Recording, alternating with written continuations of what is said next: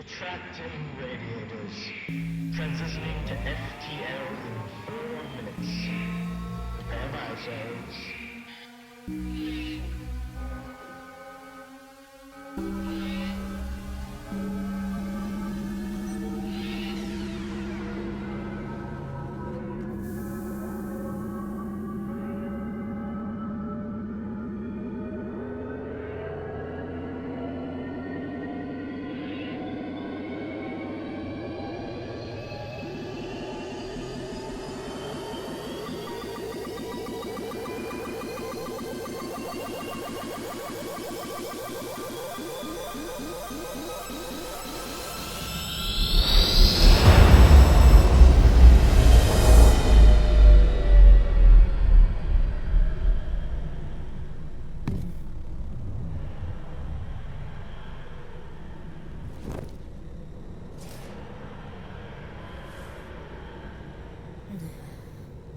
Just you and me, headcase. Worry not. I shall keep you company, O Verunestra, until your eyes grow heavy and the soft sands of sleep dull your mind. How comforting. Forgive me for my irrepressible curiosity. But what strange sense did you exchange with our betentacled guest? You stood there for quite some minutes, and you seem most affected by the stench afflicting your delicate nostrils. You could say that. I'll write a proper account later. You can see the details there. Nothing immediately helpful, I take it? No, but Atari said the form was unimportant. Bodies do tend to be rather fungible these days, as both you and I have discovered. Was it difficult becoming a ship mind? Easy certainly isn't the word I would use to describe it. Every sense of mine was stripped away, replaced, and what I was, the very foundation of my consciousness, it was expanded beyond any natural limit. 'Twas confusion piled upon confusion.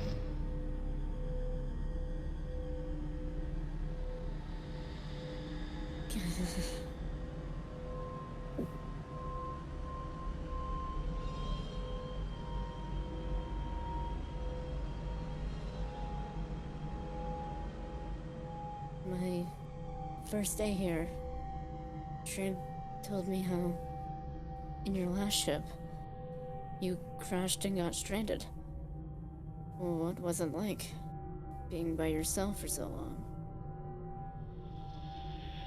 What was it like?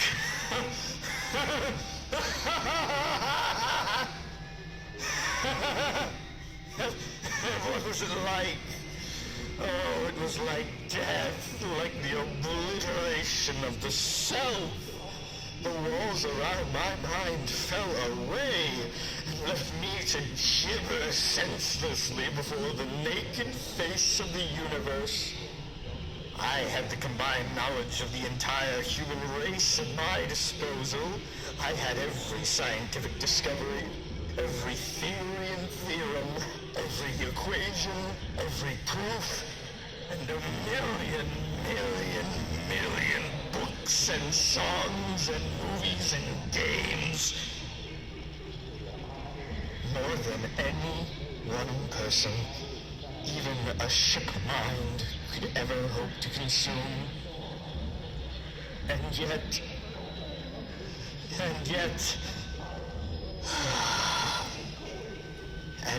I was alone. I watched my crew starve and die.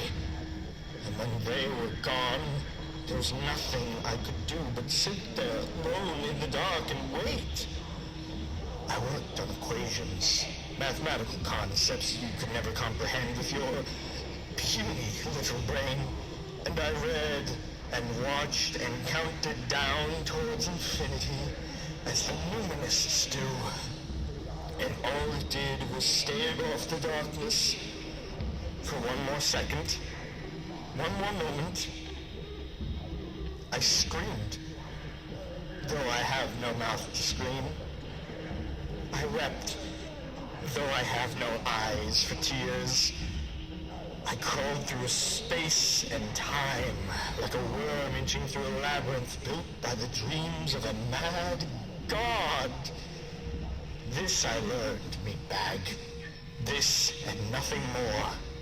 When air, food, water, and shelter are assured, only two things matter: work and companionship.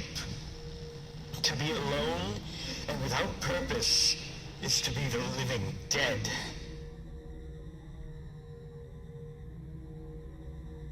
Is that so great a revelation?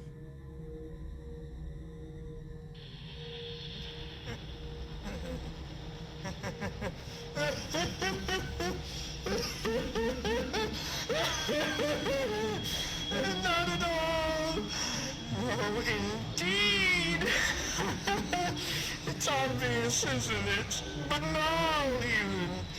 Any reasonable person would agree, wouldn't they?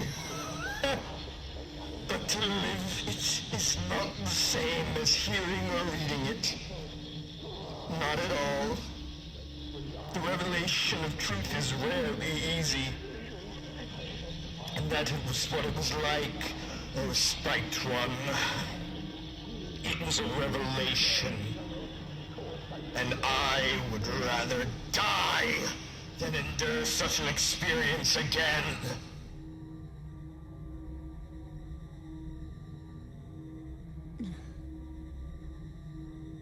Yeah, same for me. What was the name of the ship you were in?